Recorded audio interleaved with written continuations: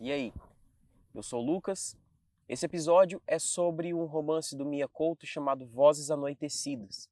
Ele faz parte da literatura moçambicana, que faz parte da África, e é uma das exigências do vestibular UFGD 2022 para que você consiga realizar a prova. Para você entender um pouco melhor sobre Mia Couto e sobre a literatura dele, que não são coisas muito simples, é importante primeiro te dar um panorama da literatura africana, melhor, da literatura moçambicana, e depois te falar sobre o contexto em que a obra foi escrita, para que você entenda um pouco melhor o que está acontecendo ali, tá? Tudo que eu tirei de conteúdo, não só desse episódio, mas de quase todos os outros, dá para ser encontrado na internet.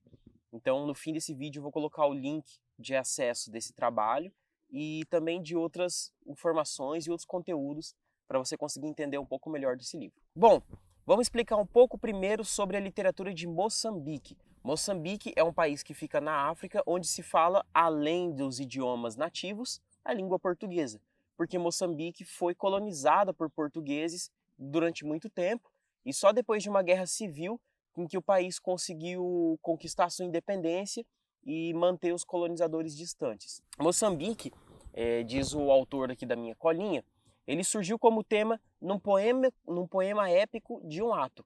O poema épico é um poema que conta sobre as grandes vitórias e as grandes conquistas de uma nação, que é do missionário jesuíta João Nogueira, em poemas do Tomás Antônio Gonzaga. Esse aí, se você está no ensino médio, já deve ter conhecido. Moçambique é um país novo e até o fim da Segunda Guerra Mundial não existia muito registro de literatura produzida lá, em Moçambique. Existia literatura feita aos arredores, até existia gente escrevendo literatura dentro de Moçambique, mas eles não eram moçambicanos ou o que eles escreviam não era muito contado para ser considerado literatura nacional ali. Além disso, não tinha uma distribuição literária muito grande, porque faltava muita coisa em Moçambique. Era um país muito pobre, os europeus sugaram quase tudo, né, do continente africano, e ficou muito pouco para eles. Um dos principais nomes da literatura de Moçambique é o Mia Couto mesmo. Ele é, sei lá, a gente pode considerar que o Mia Couto é o Machado de Assis de Moçambique, talvez. O escritor ele apareceu nos anos 80 do século 20 ali, como um renovador da literatura de Moçambique. Ele apresentou ideias diferentes e uma construção diferente da literatura para contar as coisas que acontecem lá. Nessa época, a literatura ela é finalmente reconhecida, literatura daquele país, porque até então o que se produzia, como eu falei, era de fora e às vezes não contava a história de Moçambique, ou às vezes quando contava era de um ponto de vista um pouco duvidoso, que era a favor dos colonizadores. E o escritor que conseguiu mudar esse norte, essa direção, foi o Mia Couto. Ele apareceu com uma proposta diferente de produção literária. Ele parece contando sobre o folclore de Moçambique. E esse livro, Vozes Anoitecidas, é o primeiro livro de ficção dele. Ele já era conhecido por outras coisas, por ter escrito poesia, por ter escrito ensaios e outros argumentos, mas nunca pela ficção. Mesmo que o Mia Couto seja um escritor recente, ele está vivo hoje ainda, tá? Ele ainda está escrevendo livros. Mesmo assim, apesar de ser uma coisa muito recente, a literatura de Moçambique, diz aqui o autor o estudioso, ela tem 6 fases distintas. O primeiro período da literatura do país é o período de incipiência, em que não existia atividade literária continuada. Então não existia um projeto literário. Por exemplo, na Semana de Arte Moderna aqui no Brasil, que rolou em 22, existia um projeto literário, existiam escritores que se juntaram, fizeram um movimento e depois eles resolveram, vamos escrever por anos até formar a literatura da nossa geração. Em Moçambique não começou assim. Essa época da incipiência aparecia um texto aqui, outro ali, textos jogados. Eles não eram unidos e não existia um projeto de promoção da literatura moçambicana. Não rolava isso, tá? Era uma coisa um pouco diferente. Quando começou a haver produção literária lá em Moçambique, foi mais ou menos nos anos 80 do século 19. Então, 1880, 1890 ali mais ou menos, foram começando a haver as primeiras obras. O segundo período da literatura de Moçambique, que é chamado de prelúdio, ele vai desse período dos anos 90, do começo do século 20 ali, até o fim da Segunda Guerra Mundial. Então a gente vai ter uma produção que passa por dentro de duas guerras, conta um pouco dessas guerras, ou pelo menos qual foi a importância delas para o país de Moçambique, e depois a gente vai tendo outra produção literária. Depois de terminar a Segunda Guerra, existiu um novo período da produção de Moçambique, da criação das literaturas de lá e de todas as manifestações de diferentes autores, que em sua maioria esmagadora eram homens. A tradição de Moçambique, você vai ver no Vozes Anoitecidas, ela é uma tradição bem machista. Não só a tradição cultural, mas a tradição social deles também. Isso não é muito diferente do que aconteceu na maioria dos países durante muito tempo ali no século XX, tá? Durante cerca de 20 anos, desde que acabou a guerra, em 1945 até os anos 60, existiu um tipo diferente de criação literária ali em Moçambique. A literatura moçambicana, ela atingiu autonomia. Significa que os autores de Moçambique, eles já conseguiam transmitir uma identidade nacional por meio dos seus escritos. Que eu gosto sempre de fazer essa conexão com o período modernista, porque eles aconteceram ali mais ou menos ao mesmo tempo. Quando a gente teve a produção do modernismo no Brasil, existiu uma valorização da literatura nacional, que é a mesma coisa que aconteceu lá em Moçambique, só que assim, depois da Segunda Guerra Mundial. Então demorou um bocadinho mais, assim, sabe? O período, isso aí é chamado de período da formação da literatura moçambicana. Então, do fim da Segunda Guerra até mais ou menos 1963. Então, esse período de formação, a gente tem escritores que eram um pouco mais das antigas, escrevendo coisas diferentes. A gente vai ter muita produção poética, ou seja, vai ter muito poeta escrevendo e menos prosador. Só para deixar claro a diferença, né? O prosador é o cara que escreve conto, romance, escreve aventuras e tal. E o poeta, ele escreve em verso. Então, essa é a diferença básica entre os dois. Esse período ele é marcado por uma consciência dos escritores de que existia um problema racial sério, não só em Moçambique, mas também por todo aquele espaço na região de Moçambique. A gente tem uma forte relação com a questão da negritude e com os problemas sociais que existiam em Moçambique, uma pobreza muito grande, uma miséria, a guerra que devastou o país. O país ia passar por outra guerra mais para frente, que é o período de produção literária do Mia Couto mesmo. Isso aí é muito relevante para a gente entender por que as obras, principalmente do Mia Couto, falam tanto de guerra, de morte, de desgraça e por aí vai. Depois do período de formação da literatura moçambicana, a gente tem o período de desenvolvimento dessa literatura. Ela vai acontecer um pouquinho depois aí, ela vai de 64 a 75, então um foi de 45 até 63, depois 64 até 75. Esse período de desenvolvimento da literatura foi marcado por um amadurecimento das ideias que tinham acontecido antes. Como assim amadurecimento de ideias? Vamos supor que eu escreva sobre um período muito grave que aconteceu no Brasil, sobre as guerras e tal, que aconteceu há pouco tempo atrás. Vamos supor, eu estou aqui perto da Guerra do Paraguai, houve a Guerra do Paraguai, alguns escritores se juntaram para falar sobre a importância dessa guerra, sobre o que aconteceu, e nesse período de desenvolvimento da literatura, que é o equivalente, eu estou fazendo uma comparação aqui que é mais ou menos o equivalente ao que rolou. Um tempo depois, quando eles se distanciaram dessas guerras e desse período da literatura, eles foram fazendo algo mais consistente e algo mais homogêneo. Como assim homogêneo?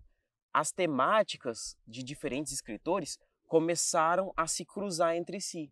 Então, a maioria dos escritores começou a falar sobre um tema em especial. Eles começaram a tratar sobre a questão do homem negro em meio à guerra, a questão de como que a mulher ela é maltratada no período de miséria, entendeu? Então esses temas comuns foram começando a ser compartilhados por diferentes escritores. É isso que a gente chama de período de desenvolvimento da literatura moçambicana. Entre os anos 60 e 70, estava para estourar mais uma guerra, que ia começar em 72 e ia terminar nos anos 90. E nesse período houve muita repressão, houve muita censura, principalmente contra artistas, o que mostra que não é só uma questão do Brasil tentar subjugar os artistas quando tem um período militar muito forte. Estou fazendo referência aí à ditadura militar mesmo. Isso acontece em todos os países em que eu tenho um militarismo muito forte e uma recusa ao intelectual. Para você ter um controle político militar forte, você tem que ter um anti-intelectualismo. O que isso quer dizer? Quer dizer que você tem que jogar os intelectuais para longe daqui, porque senão eles vão fazer uma crítica daquele momento, eles vão publicar grandes obras de arte e as pessoas que antes eram ignorantes, elas vão passar a entender o que está acontecendo. Então, muitos escritores naquela época abandonaram até a sua nacionalidade. Muitos escritores, muitos poetas, muitos prosadores, eles largaram Moçambique e foram para Portugal. Portugal, que é um país ali que tem muitas relações com Moçambique, não só por ter colonizado, mas pelo fato de muita gente ter ido para Portugal quando teve esse período de guerras ali em Moçambique. Um dos escritores que não fez isso foi o Mia Couto. Ele não só não abandonou a sua nacionalidade moçambicana, como ele recusou ir para Portugal para continuar em Moçambique e escrever sobre o que estava passando no seu país. Então, cara, ele se arriscou muito. É engraçado pensar que o Mia Couto, ele nunca se propôs a seguir carreira como o cara das letras. Por exemplo, eu fiz letras para ser professor, mas também para estudar literatura. O Mia Couto é formado em biologia. Ele é formado numa coisa bem diferente. Inclusive, ele faz piada em toda entrevista. Fala que ele não gosta de ter contato com o escritor, não. Talvez isso seja porque, na época dele, muitos escritores meteram o pé por covardia, né? Mas ficaram poucos além dele. E esses escritores, eles conseguiram marcar o seu nome na história da literatura daquele país. O quinto período da literatura moçambicana, e é aí que entra o começo da carreira do Mia Couto, ele é marcado de 75 a 92, que foi o nervo da guerra mesmo. Esse período é chamado de consolidação. Não existia dúvida sobre a autonomia e a extensão da literatura moçambicana. Então a gente já sabia naquela época que tinha uma literatura nacional, que aquela literatura estava sendo produzida constantemente e que ela não estava ficando só em Moçambique. Por ter sido escrito em língua portuguesa e não nas línguas nativas, tinha gente de Portugal lendo, tinha gente de Cabo Verde lendo, tinha gente da Angola lendo e tinha gente do Brasil lendo. Inclusive, uma das inspirações do Mia Couto, inclusive uma grande influência para ele, né?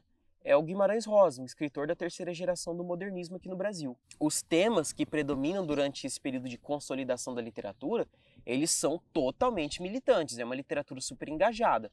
Então, a ideia é de exaltação patriótica, é um culto aos heróis e à libertação nacional, né? É uma coisa mais bonita, é uma coisa mais heróica por parte dos moçambicanos. O Mia Couto foi importante para consolidar essa identidade de que o moçambicano é um povo guerreiro, é um povo que luta contra a dominação dos europeus e tal. O ponto alto dessa época, do período de consolidação da literatura moçambicana, é justamente o romance Vozes Anoitecidas do Mia Couto, que marca o seu primeiro livro na ficção, conta muitas histórias que o Mia Couto ficou sabendo quando esteve lá em Moçambique no período de guerra, quando ele teve que viajar pelo país como biólogo, e também fala muito sobre os podres de como que Moçambique ficou depois da guerra, como que ficou um país arrasado, com muita gente morta, muita gente miserável, além da mistura, né, dessa criação caótica que a guerra fez com o folclore do lugar. Tem muito de folclore em Moçambique, aparentemente é um país muito rico culturalmente, artisticamente, e deve ser um barato visitar lá para conhecer essa história. Outras temáticas que aparecem no livro do Mia Couto são a identidade moçambicana, a convivência entre diferentes etnias, entre diferentes raças, né? E a mistura de culturas, porque antes era um negócio meio homogêneo, mas ainda tinha a mistura de diferentes tribos ali da África. Quando veio a colonização portuguesa, existia uma diferença mais radical dos brancos contra os negros, essa colonização muito forte, uma coisa meio parecida com o Brasil, só que eu acho que bem mais grave. E aí, por fim, existiu uma exaltação do momento da literatura moçambicana, que consolidou. Talvez existam outras fases, talvez a gente esteja passando por outra fase lá em Moçambique, mas até esse momento, do fim dos anos 80 para o começo dos anos 90, a literatura moçambicana era sinônimo de combate às ditaduras, aos regimes militares e a qualquer tipo de opressão. O romance que marcou o final desse período pós-independência de Moçambique foi um livro do Mia Couto também, que se chama Terra Sonâmbula, que eu não sei se já foi pedido no vestibular, talvez tenha sido, mas eu acho que foi Vozes Abençonhadas. Mas de qualquer forma, todos os livros do Mia Couto são incríveis, são muito bem escritos. Eles são curtos, mas dá um pouquinho de trabalho para ler, porque ele utiliza algumas técnicas ali como neologismo, que é a criação de palavras, e construções de frases que não são muito comuns para nós brasileiros. talvez um pouco mais para o povo de Portugal ou mesmo de Moçambique. Tá, chega de falar agora de literatura moçambicana, vamos focar no autor, que é o Mia Couto. Ele é super interessante para a gente entender essa obra e por que ela foi escrita desse jeito. Mia Couto, o nome dele é Antônio Emílio Leite Couto. Ele nasceu na cidade de Beira, a segunda cidade de Moçambique, em 1955. Ele é filho de uma família de imigrantes portugueses. O nome Mia, toda vez que eu falo Mia Couto para uma pessoa que não conhece, ela acha que é uma mulher. Mas é que na real Mia surgiu porque o irmão mais novo dele não conseguia falar Emílio. E é assim a família começou a chamar ele de Mia, que nem o irmãozinho mais novo. Aí pegou Mia, se transformou no Mia Couto. Quando ele tinha 14 anos, olha só como que esse cara era gênio. Ele já começou a escrever poemas no Notícias da Beira, que é um jornal que tinha lá na cidade. Em 72, ele deixou a cidade em que ele morava e partiu para Lourenço Marques para estudar medicina. Lourenço Marques é outra cidade lá de Moçambique. 2 anos depois, ele desencantou com medicina e começou a estudar jornalismo. Aí ele abandonou a carreira de médico. Ele era militante nessa época, ele sempre foi focado em questões políticas e sociais. Ele era militante da Frelimo, que é a Frente de Libertação de Moçambique. Ele lutou pela independência do país contra Portugal. Então, cara, ele não é só um cara encostado atrás de uma mesa. O Mia Couto é guerrilheiro, Mia Couto ia pra guerra, Mia Couto lutava pela independência do seu país. Talvez ele tenha sido um dos maiores patriotas de Moçambique. Isso foi de 64 a 74, tá? Essa guerra que o Mia Couto participou. E ele foi um dos ele foi um dos compositores do hino nacional de Moçambique. Eu acho que poucas coisas são tão honrosas quanto você escrever parte do hino nacional do seu país. Ele trabalhou para o governo durante a Guerra Civil, que durou de 76 a 92. E com a independência de Moçambique, ele ganhou uma certa importância ali. Ele se tornou diretor da agência de informação. Aí ele dirigiu uma revista semanal chamada Tempo e o jornal Notícias de Maputo. Em 85, ou seja, pouco mais de 10 anos depois de ele ter entrado na universidade, ele se formou em Biologia pela Universidade Eduardo Mondlane. As obras do Mia Couto, elas incluem poesia, conto, crônica, romance, ele tem ensaios, ele tem livro falando do Obama, ele tem livro falando sobre a América, sobre um monte de coisa. Nas narrativas dele, o que a gente encontra, em geral, nos livros do Mia Couto? A gente vê a cultura, as tradições e os comportamentos sociais de Moçambique, tem muito do folclore, tem muito das tradições, tanto das boas tradições quanto das más tradições. Ele faz a recriação de falares populares. Por exemplo, por que a gente não tem literatura indígena do mesmo jeito que a gente tem literatura urbana brasileira? Porque a maior parte da tradição indígena é oral, ou seja, é falada. Então é um indígena contando para outro, passa de pai para filho, blá blá blá. Mas não significa que não tem história. Tem um monte, talvez mais e talvez mais ricas, só que a gente não sabe porque ela não é registrada em texto. Lá em Moçambique rolava a mesma coisa. Quando foram surgindo os primeiros movimentos literários, a gente teve escritores que foram ouvindo essas histórias que desde criança eles ouviram, de gente que eles conheceram, e eles foram transformando em texto. E o Mia Couto foi um grande responsável por transformar esse folclore em obra literária. É mais ou menos o que o Monteiro Lobato fez no Brasil. A gente tinha muita coisa no boca a boca, né? Do Curupira, do Saci, da Cuca e tudo mais. E aí o Monteiro Lobato transformou isso em literatura. É mais ou menos o que o Mia Couto fez, só que de um jeito bem diferente. Até porque, né, a época de cada um ia mudar muito a literatura. Eu me arrisco a dizer que é mais enriquecedor, talvez, ler Mia Couto do que o próprio Monteiro Lobato. Por causa da estética do texto, dele criar palavras novas, é uma coisa mais interessante. Outra pessoa que o Mia Couto se aproxima bastante na hora de escrever os seus textos é o Guimarães Rosa. Ele já falou várias vezes que ele respeita muito Guimarães Rosa, que ele é fã do cara, que ele sempre gostou da literatura do Guimarães Rosa. E deve ser uma pena, porque eu acho que eles não se conheceram. Porque o Mia Couto, quando ele nasceu, o Guimarães Rosa já tinha uma idade. Ele nasceu em 55, Grande Sertão Veredas, que é o maior livro do Guimarães Rosa, é de 53, então acho que eles não se conheceram. Bom, enfim, Ele estreou o Mia Couto na literatura com poemas. Ele escreveu em 83 um livro chamado Raiz de Orvalho. Ele só foi publicado lá em Portugal em 99, então demorou bastante para difundir essa literatura. Aí depois ele escreveu 2 livros de conto. O primeiro é o Vozes Anoitecidas, em 86, esse livro sobre o qual eu vou falar daqui a pouco. E depois Cada Homem é uma Raça, em 1990. Aí em 92 ele publicou seu primeiro romance. E lembra, quando eu falo romance, põe na sua cabeça, não é história de amor. Romance é um gênero literário que ele só é diferente de um conto no seu tamanho.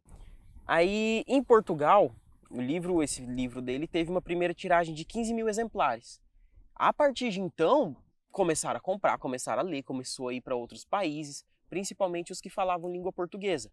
Aí ele passou a ser traduzido em outros lugares. Olha só, apesar de ser biólogo e pesquisador, o Mia Couto, depois que ele se tornou famoso na literatura, ele nunca mais abandonou a literatura, ele sempre continuou escrevendo, apesar de seguir o seu ofício como biólogo. Cara, ele é um dos escritores moçambicanos mais traduzidos no mundo. Ele foi traduzido no espanhol, francês, italiano, alemão, sueco, norueguês, holandês, provavelmente mais coisa. Os outros livros dele, esse aqui caiu no vestibular, Histórias Abençonhadas, que também é livro de conto, que também fala sobre a cultura de Moçambique. A gente tem A Varanda do Frangipane, que fala sobre o período de guerra em que os detratores da lei, eles colocaram minas explosivas escondidas por todo o território de Moçambique, e as pessoas pisavam e explodiam. E assim eles tentavam dizimar toda a população ali. A gente tem O Último Voo do Flamingo, deixa eu ver, livros importantes. Esse aqui eu li, Um Rio Chamado Tempo, Uma Casa Chamada Terra, também é maravilhoso. O Fio das Miçangas, que, bom, esse texto aqui da minha colinha é de 2004 e era o último livro dele, mas desde então ele escreveu outras coisas. O Mia Couto, a importância dele é a seguinte: todos os anos, quando a gente tem o Prêmio Nobel de Literatura, que é a maior premiação que um escritor pode receber, talvez seja, a maior premiação hoje no mundo. O Mia Couto sempre, todo ano, ele aparece como um dos favoritos para receber o Nobel. Porque a importância dele dentro do continente africano é tão grande que ela abriu os olhos das pessoas para ver o quanto que aquele continente é abandonado. Porque os europeus roubam de lá, os asiáticos já roubaram de lá, ali serviu meio que como um prato cheio para os continentes ricos poderem montar as suas fortunas. Só que toda vez que você olhar para uma Europa, que você olhar para os Estados Unidos, tenta pensar que para aquilo ali funcionar, precisou existir uma África, precisou existir um continente daquele, precisou existir Moçambique, precisou existir uma América e tudo aquilo em volta que foi tomado dessas pessoas. Em 99, vamos falar sobre premiações, sobre quanto que é importante o Mia Couto. Ele ganhou o prêmio Virgílio Vieira pelo conjunto da sua obra. Cara, pensa só, ele começou a escrever em 86. Em um pouco mais de 10 anos ele ganhou prêmios pelo conjunto da sua obra. Olha como que esse cara é importante. Em 2013, ele ganhou um dos maiores prêmios da língua portuguesa, que é o Prêmio Camões. Ele ganhou um prêmio de 100 mil euros por causa de um romance que ele escreveu. Aliás, ele ganhou o prêmio pelo Terra Sonâmbula, que é o primeiro romance dele. Em 2014, ele ganhou o Prêmio Internacional Neustadt de Literatura, no valor de 50 mil dólares. O que eu estou querendo dizer? Ele ficou rico só escrevendo literatura, uma coisa que é muito difícil hoje em dia, até mesmo para os escritores mais famosos. Hoje em dia, o Mia Couto, ele é biólogo profissionalmente, ele não se vende como escritor, como romancista e tal, apesar de ele ser isso.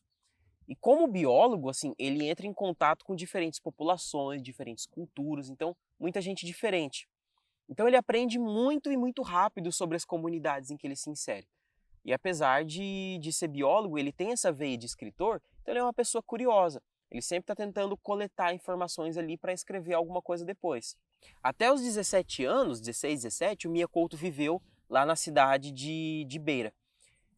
De acordo com a literatura que se formou, com as biografias dele, isso foi determinante para a compreensão do Mia Couto a respeito da desigualdade e das diferenças que existiam em Moçambique. Beira, naquela época, era a cidade de Moçambique onde a discriminação racial mais acontecia.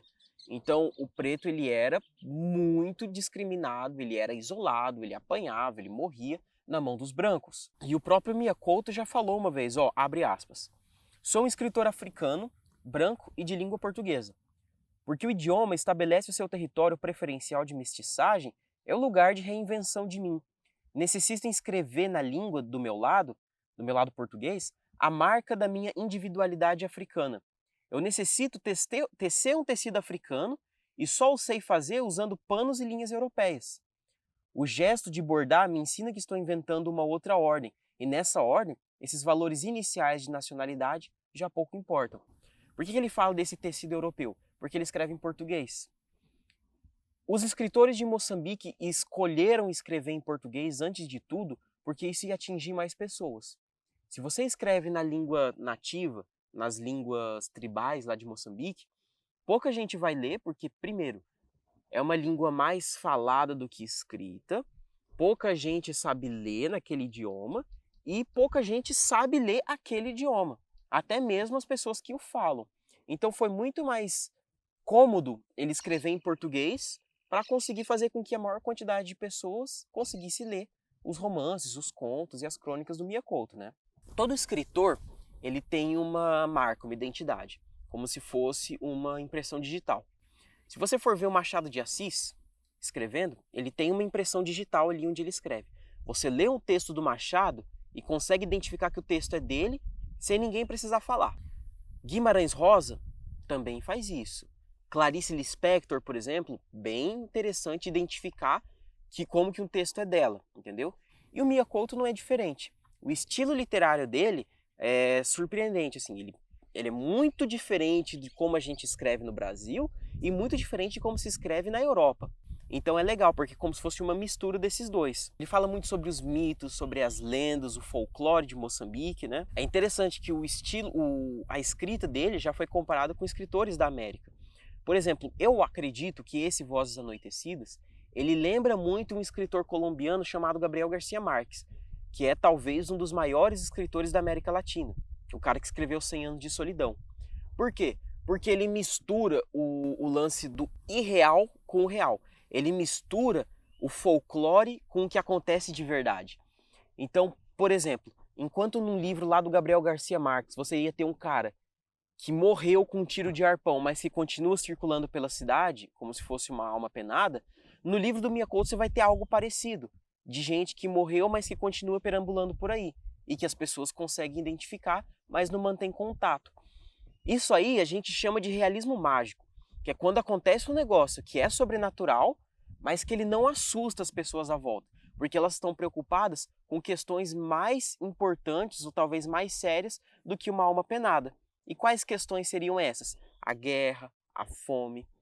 Então, assim, é como se para o Mia Couto, o que fosse sobrenatural para o povo de Moçambique, aliás, o que é sobrenatural para eles, não é uma alma penada, não é uma pessoa que está voando, não é um corvo que está saindo da garganta de um cara, não. O importante, o que é sobrenatural, é como que a guerra está devastando o país e deixando as pessoas cada vez com menos esperança. Aí, como eu falei, né, ele lembra muito, além do Gabriel Garcia Marques, o Guimarães Rosa, que é um escritor brasileiro da terceira geração do modernismo e que, para mim, é o maior escritor que já houve na história. Maior do que todos esses europeus, asiáticos, etc. Uma coisa que marca bem o Mia Couto e difere ele dos outros escritores é que ele coloca muita marca de oralidade. Inclusive, ele foi criticado por isso já. Nos primeiros textos, as pessoas achavam que ele estava tipo, tirando dos caras, fazendo gracinha, falando, ele tá debochando da língua oral moçambicana, ele tá falando mal de como os pobres falam português aqui. O que é uma mentira. Na verdade, ele estava valorizando a língua, o português de Moçambique, porque ele é falado de uma maneira tão interessante, tão peculiar, que causa estranhamento nas outras pessoas. Essa que é a verdade. Os ritos, os mitos e outras marcas distintivas do país, abre aspas aqui, em que o escritor nasceu através da sua obra, tomam lugar no mundo contemporâneo e contemplam uma grande quantidade de culturas que a literatura põe em convivência ativa. Então significa que a literatura do Mia Couto serviu para unir todas as tribos. Ela serviu para misturar diferentes culturas, diferentes formas de entender o mundo e, o mais interessante, colocar todas essas formas culturais em harmonia. Então vamos direto para o livro Vozes Anoitecidas, escrito em 1986. Foi o primeiro livro de ficção do Mia Couto e ele foi super importante para marcar o início do fim daquele período de consolidação da literatura moçambicana. Por quê? Porque a partir de então a gente já ia ter uma normalização desses temas que iam repercutir entre outros escritores daquele país. É uma coletânea de contos, ou seja, não é um romance, são várias histórias pequenas ali. Ela foi publicada pela primeira vez em 1986 e é o primeiro livro do escritor em prosa, ou seja, com parágrafos, que não é poesia. O Vozes Anoitecidas projetou o Mia Couto para o mundo. Ele era conhecido até então como jornalista e como poeta, mas nunca como escritor, como contista, romancista. Ele faz um vínculo, como eu falei, entre o registro oral e o registro escrito, isso forma uma das principais características da sua escrita. Esse livro do Mia Couto conta como que estava Moçambique no período pós-guerra. A gente vê o relato de gente que luta todos os dias pela sobrevivência, os contos mostram as dificuldades e os problemas sociais dos personagens e também do país, né? E são assuntos que incomodavam o Mia Couto, por causa da adolescência dele que foi conturbada e tal, ele resolveu externalizar isso de alguma forma. Então é uma nação que sofre pela guerra, que sofre pela fome, o medo das minas que podem explodir a qualquer momento, o frio que ataca aquelas populações à noite. A gente não consegue determinar o gênero literário, às vezes, desse texto, porque ele passeia entre poesia e prosa, não em ter poema, não vai ter poema, mas às vezes tem menos história sendo contada e mais poesia sendo feita. Ele fica refletindo sobre o mundo e às vezes ele dá uma distanciada da história que está sendo contada. Mas isso aí não altera e não atrapalha a leitura. Na verdade, melhora, porque você entende melhor o contexto do porquê que as coisas estão acontecendo ali. Bom, de acordo com um estudioso da literatura do Mia Couto, a guerra civil que teve em Moçambique, ela é o cenário da maioria dos textos do Mia Couto. Esses contos eles têm um sentido trágico, todos eles ali, porque ele faz quase tudo se direcionar para a morte. Então, a maioria dos textos ali vai terminar com gente morrendo, vai terminar com coisas ruins acontecendo, porque é meio que a sina de Moçambique. Moçambique, depois da guerra, ficou assim, só as pessoas esperando a hora de morrer. Então é mais ou menos uma ideia, bem por cima, lá por cima, assim, é um pouco da ideia que o Mia Couto quer transmitir. Que a maioria das pessoas que sobraram da guerra ali estão só esperando a hora de morrer, porque não sobrou nada, entendeu? Tem um conto que chama Afinal, Carlota Argentina não chegou de voar. Tem duas formas de pensar diferentes que aparecem numa pessoa só. Que aí você fica vendo se a pessoa tá louca, se ela é racional ou não. Ó, começa assim o conto.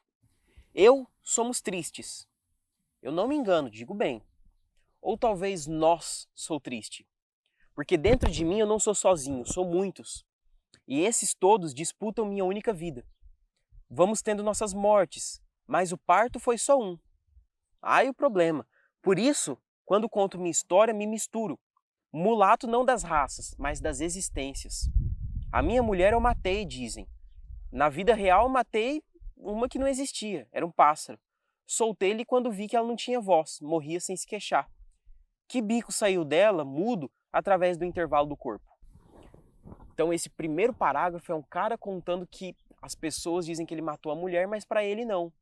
E que dentro dele ele não é uma pessoa só. Aí você está vendo ali, só nesse primeiro parágrafo, uma batalha entre o racional e a loucura. Então entre a pessoa que é saudável e a pessoa que é louca. E também uma luta entre o que é de verdade e o que é fantasia. Ele falou que matou a mulher porque ela era um pássaro. E aí viu que o pássaro queria ser solto e ele soltou. Isso aí é uma metáfora? Isso aí está sendo levado ao pé da letra? Depende de como que você lê o texto. Uma coisa legal do Mia Couto é que nesse primeiro momento aí, ele dava uma ideia de que estava tendo uma fantasia rolando no texto, mas na maioria dos contos, quando chega no final, ele dá uma explicação, não científica, mas explicação racional. Diferentemente dos outros que ele vai escrevendo mais para frente, que aí ele mistura fantasia com o mundo real mesmo, não quer nem saber. Então, de certa forma, esse livro é mais fácil de ser lido do que os outros dele, tá?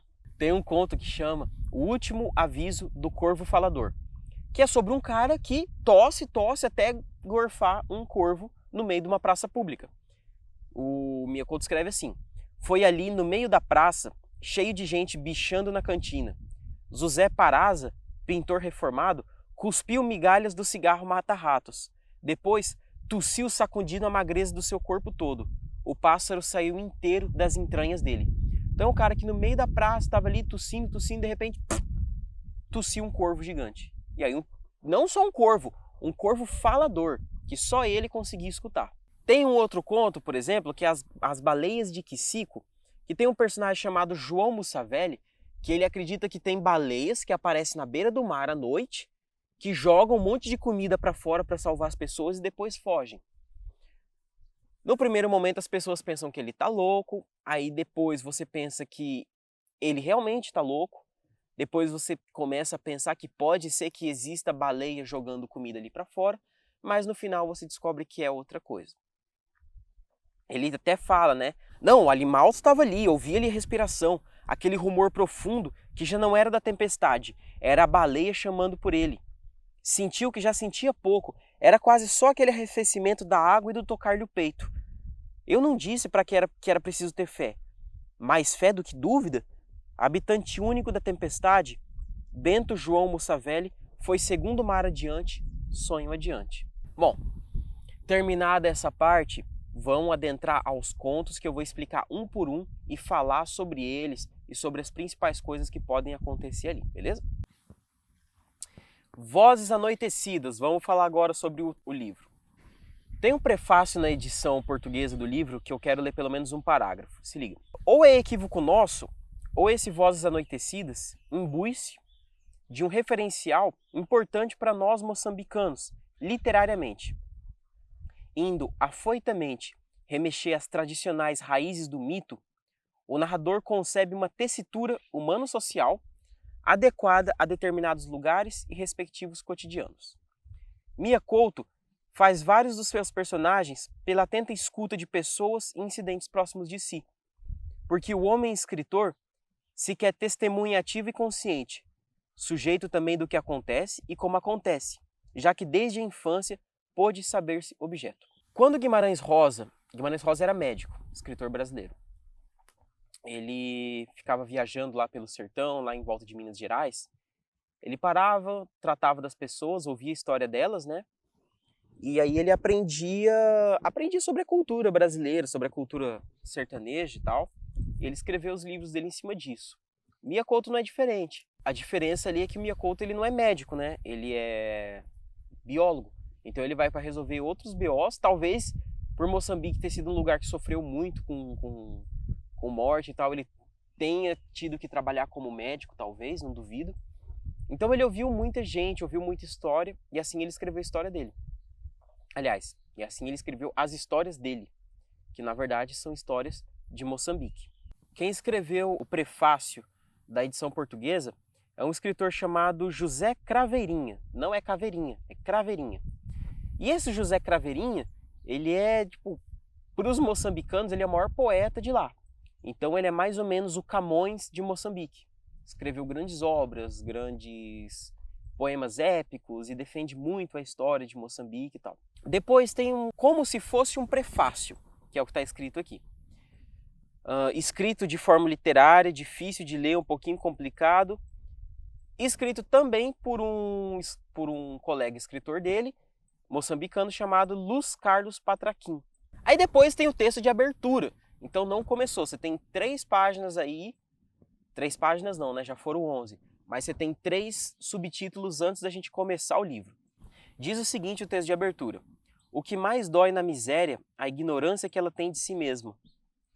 Confrontados com a ausência de tudo, os homens abstêm-se do sonho, desarmando-se dos desejos de serem outros. Existe no nada essa ilusão de plenitude que faz parar a vida e anoitecer essas vozes. Essas estrias desadormeceram em mim sempre a partir de qualquer coisa acontecida de verdade mas que me foi contada como se tivesse ocorrido na outra margem do mundo. Na travessia dessa fronteira de sombra, escutei vozes que vazaram o sol. Outras foram asas no meu voo de escrever. A umas e a outras dedico esse desejo de contar e de inventar. É assim que começa o livro Vozes Anoitecidas do Mia Couto. O primeiro texto dele se chama A Fogueira. É o primeiro conto. Existem 12 contos nesse livro, tá? O primeiro é A Fogueira. E ela é uma boa introdução à obra dele. Se você quiser conhecer a literatura do Mia Couto, esse livro é perfeito. Ele relata a história de um casal velhinho que vive numa grande pobreza. Aí eles começam a discutir sobre o futuro incerto, sobre a morte e tal.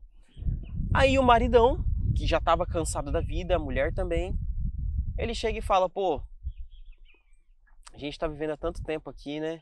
Eu tô mal das costas, das juntas, né? E quando você morrer?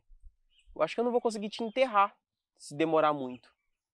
Aí a mulher, pô, é verdade, né? Você se esforça muito e tal. Aí ele falou, então, eu vou fazer uma cova pra você já, pra quando você estiver morto, eu só te enterrar ali ou jogar a terra por cima. Então, pra mulher não sofrer quando ele morresse, ou então pra ele não conseguir ter força pra enterrar ela depois, ele resolveu cavar a cova antes. Aí ele cavou muito, trabalhou incessantemente, mas aí veio uma chuvarada e acabou com a cova. Ele não conseguiu fazer nada, encheu de água, aí as laterais da cova foram deslizando e não teve mais cova. Aí ele se esforçava muito, trabalhava na chuva para conseguir manter aquela cova, ele não comia, ficou doente. No dia seguinte, depois de fazer tudo isso, dessa chuvarada, ele caiu doente, com febre e tal. A mulher puxou ele pro braço, levou para dentro, ele aceitou repousar, que ele não queria repousar antes. Ele falou pra mulher, mulher, eu tô muito mal, eu não vou dar conta, eu vou ter que te matar amanhã, porque senão não vai ter quem faça isso no futuro. A mulher, não, beleza, eu acho justo, me mata amanhã que aí a gente vai ficar tranquilo para poder fazer essa travessia em paz.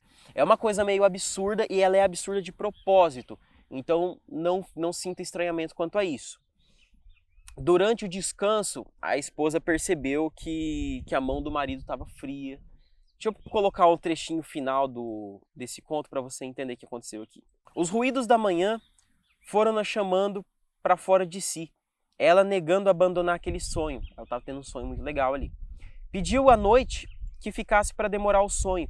Pediu com tanta devoção como pedir a vida que não lhe roubasse os filhos.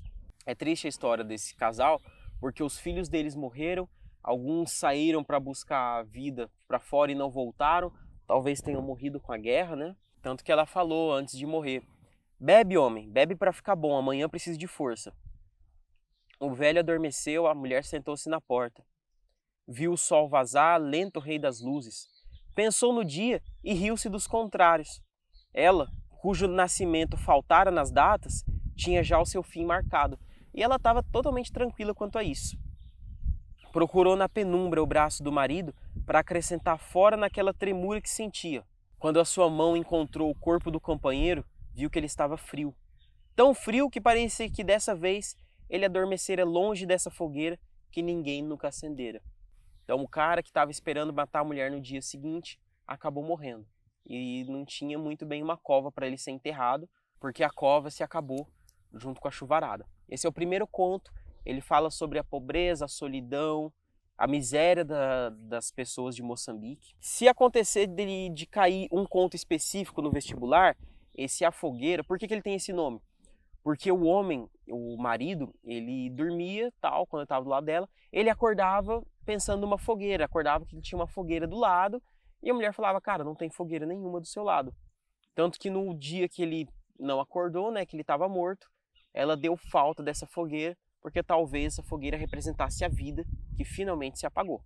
O segundo conto é o último aviso do corvo falador, que é aquele conto que eu comentei mais cedo. Aqui tem um elemento fantástico, que é o José Paraza, que por um efeito de magia ele vomita um corvo. Aí as pessoas ficam acreditando que ele tem poderes mágicos, ele vai, sei lá, saber o futuro, o corvo fala com ele no ouvido, mas só ele consegue ouvir o corvo. Aí ele ficava dando consulta para as pessoas de tudo que acontecia, né? E aí ele ficava prevendo o futuro dessas pessoas por meio do corvo. Um dia no consultório dele chegou a dona Cândida, uma mulher mulata, né, que é esposa de Sulemane, e que Sulemane é um comerciante indiano. Ela era viúva de um negro que se chamava Evaristo. Então qual que é o negócio? A mulher tinha um marido chamado Evaristo, o marido batia muito, maltratava dela e tal, e ele morreu muito cedo. E assim, na hora que ele morreu, ela já foi atrás de arrumar outro marido para não ficar sozinha, e aí ela descolou esse Sulemane. Mas qual que é o problema? Quando ela ia se deitar com o Sulemane para transar e tal, ele começava a incorporar o comportamento de um animal.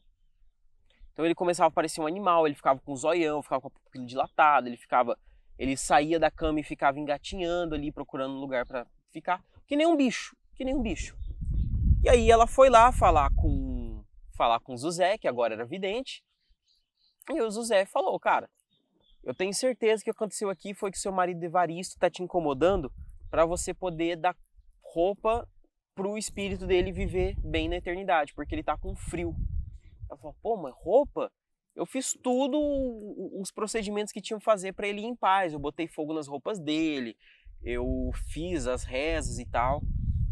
Ele falou, ó, arruma a roupa dele que você vai conseguir resolver essa situação. Ela roubou as roupas do marido novo, do Sulemane, levou lá pro vidente, pro Zuzé, e falou, ó, aqui tá a roupa do meu marido, faz o meu marido antigo vestir essa roupa e tal, não vai ter problema? O vidente falou, não tem problema. Falou, então tá, fica com as roupas dele, faz todo esse procedimento aí, que aí meu marido indiano vai voltar pra mim sem virar bicho, sem se comportar que nem um animal. O cara falou, beleza. Aí nessa, comemorando que ele ia conseguir fazer os rituais, ele tomou uma pinga.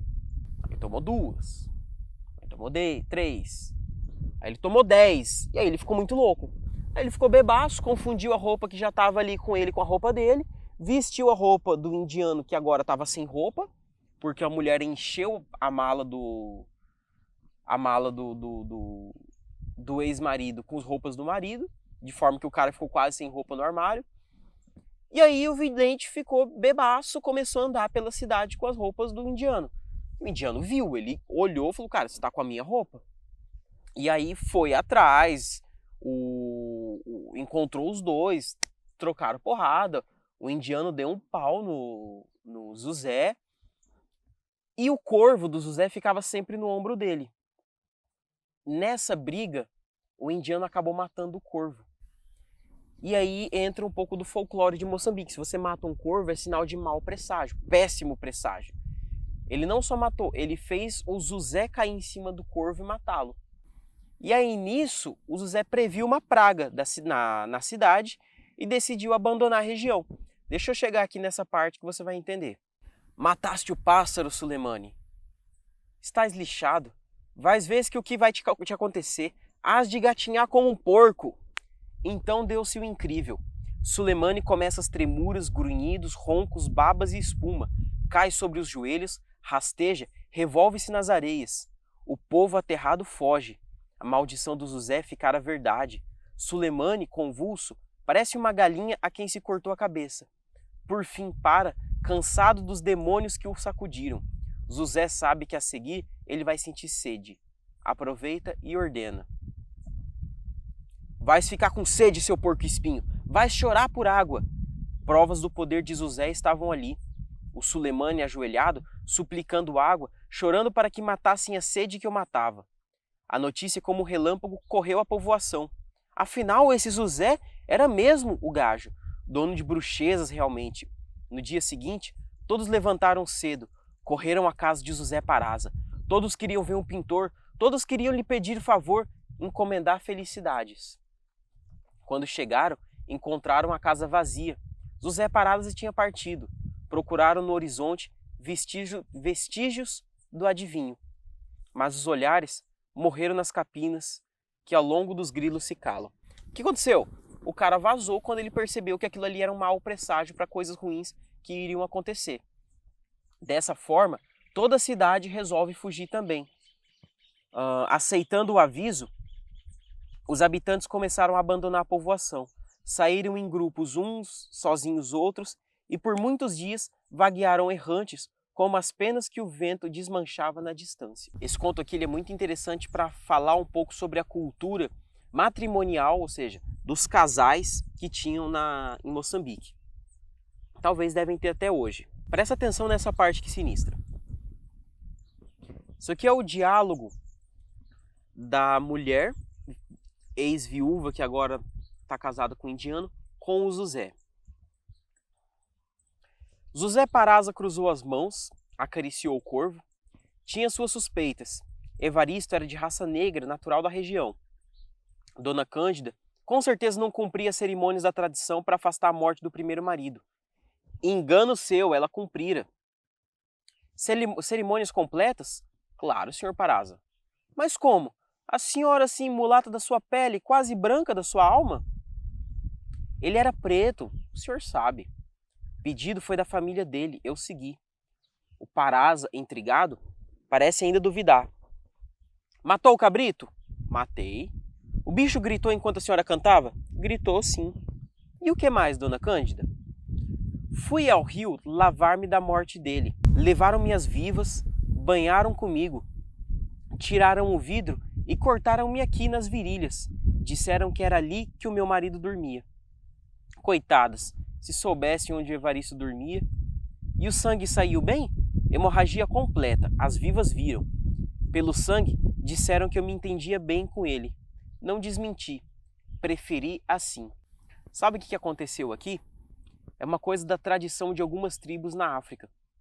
Quando a mulher se torna viúva, eles cortam o clitóris dela fora, porque, de acordo com a tradição, é ali em que o morto dormia ou dorme depois deles ter se transformado em outra entidade. Ou seja, lógico, isso aí é uma tradição cultural de algumas tribos moçambicanas e africanas. E é muito complicado você chegar e apontar o dedo na cara e falar, é errado, tal, é absurdo. Nós sabemos que é absurdo, nós sabemos que isso aí tem um fundo de machismo e de misoginia, esse negócio de arrancar o clitóris da mulher, que é o aparelho do órgão dela ali, que dá prazer para a mulher, isso acontecer depois que o marido morre. Porque é sinistro mesmo, não estou aqui para defender essa tradição tribal, mas eu acho que precisa de uma discussão muito séria antes da gente simplesmente condenar e falar que está errado. Mas são tradições estranhas, principalmente para a gente, povo ocidental e das Américas, e que é um retrato meio trágico, né, de como que as mulheres vivem e viviam, né, naquela época.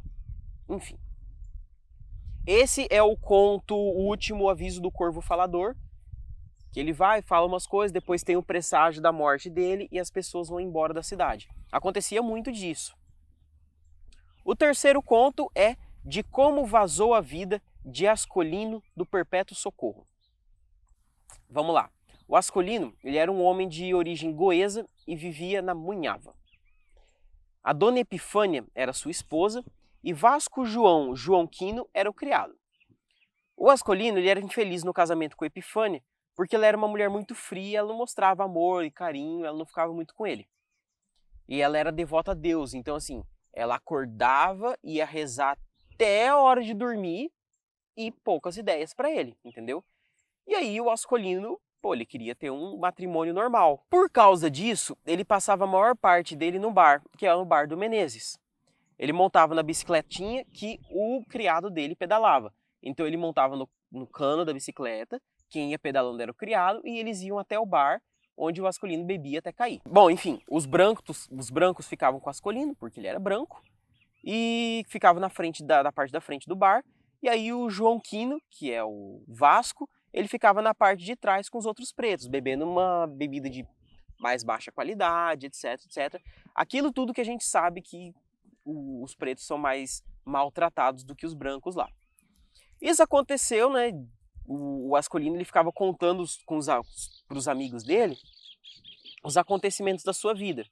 Até que uma noite o Ascolino estava muito bêbado e passaram ele e o criado dele fora de casa. Eles foram lá, beberam um monte, contaram um monte de história, e aí na volta eles não aguentaram voltar para casa de bicicleta, eles caíram e dormiram no meio da estrada, ali no meio do caminho. De manhã, quando eles acordaram e voltaram para casa, eles descobriram que a Epifânia estava querendo abandonar o marido, né? E eles não conseguiram impedi-la. O Vasco, ele vai mais rápido, ele acorda mais cedo, os dois caíram bêbados ali, aí o Vasco, o João Quino, acorda, vai lá para a cidade e vê que a mulher está tentando vazar. Porque o que aconteceu na noite anterior? O Ascolino encheu a cara, ele ficou revoltado pelo fato da mulher não dar muita atenção para ele, e aí ele bêbado pegou os móveis e foi tudo jogando de cima da casa. Ele foi jogando pela janela, foi jogando tudo, ele se jogou da janela, mas não morreu porque ele era muito leve, muito magrinho, então ele não tinha nem peso para se quebrar. No fim das contas, o Vasco tenta fazer com que a esposa do Ascolini fique lá, mas ele não consegue, a mulher junta as coisas dela, vai embora e deixa os dois juntos ali. Parte das histórias não tem nada de fantasia, às vezes é só um retrato do que acontece naquela sociedade.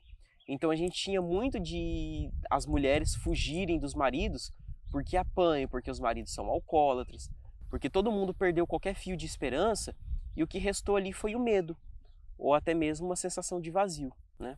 Bom, enfim. Esse é o terceiro conto. O quarto conto é, afinal, Carlota Gentina não chegou de voar. Ele é um relato que é uma confissão do marido da Carlota Gentina, que cometeu um homicídio. E o que ele fez? Ele matou a mulher por causa de uma lenda. Ele queria comprovar se a sua mulher era um animal ou não. O marido ele já está na prisão há 6 anos, e aí depois que ele começa a contar a sua história. Para explicar o seu ato, ele relata a história do cunhado dele, que se chama Bartolomeu. O Bartolomeu achava que a mulher dele era feiticeira e que se transformava num animal à noite. Por quê? Porque um dia, sem querer, ele machucou a mulher e a mulher soltou um berro muito forte que parecia um de um animal. Então o marido da Carlota queria testar se ela era um animal também. Então o que ele fez? Ele tinha que submeter a mulher a um sofrimento para ver se ela ia se comportar como um bicho e ia se mostrar um animal na frente dele. O que ele resolveu fazer? Ele resolveu mandar água fervendo em cima da mulher. Pegou e mandou nela. A Carlota não gritou, ela não fez nada. Ela só começou a chorar sem soltar barulho nenhum. Quando ele trouxe a Carlota para fora de casa para ver se ela reagia, mostrava alguma coisa, ela não conseguiu fazer nada. Aí ele deixou ela sentadinha ali na esteira do lado dele até que ela morreu. Depois ele começou a sonhar com a mulher. Nos sonhos ele cantava, ela cantava, né? E aí ele viu a própria morte chegando ali. Ele confessou que ele era culpado pelo crime, mas não por matar a mulher. Olha só que engraçado. Ele não se considerava culpado por matar a mulher. Ele se considerava culpado por nunca ter tido a certeza de a mulher ser ou não um monstro, uma feiticeira e um animal. Depois de um tempo em que o cunhado dele descobriu que a mulher não era um animal, aí ele ficou mais tranquilo, ele ficou mais sossegado. Vou pegar um trecho aqui desse conto para te mostrar melhor.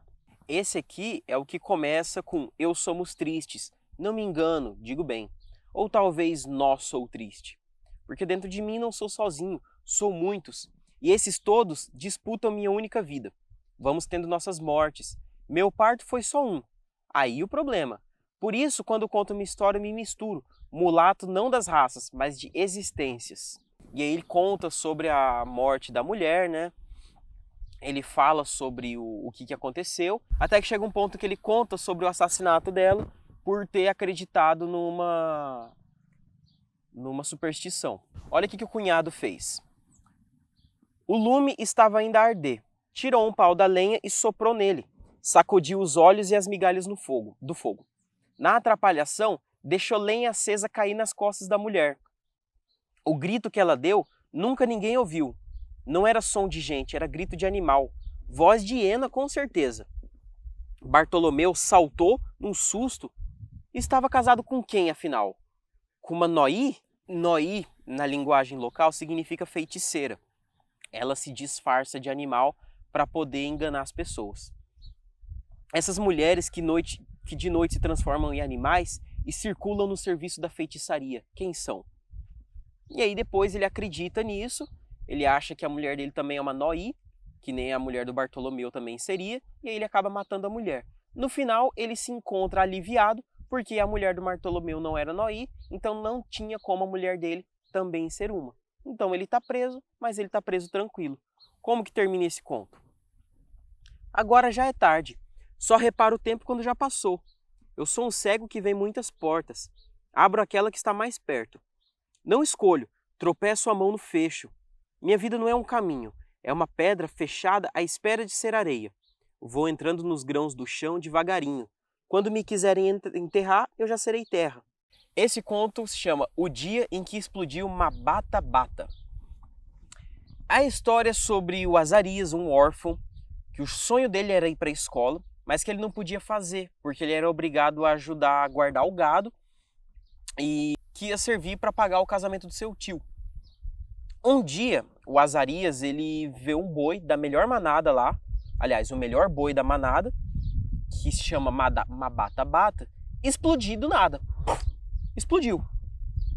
O que fez ele fugir com o gado e com ele o lobolo, que é o dote para pagar o casamento do tio. Com medo da represália do tio, ele fugiu e o gado se dispersou. E essa é a principal história, esse é o principal eixo em que roda a história. Vou colocar aqui o primeiro trecho para você dar uma olhada em como que é pesada a situação das convivências familiares e tal dentro de Moçambique. O conto começa assim, ó.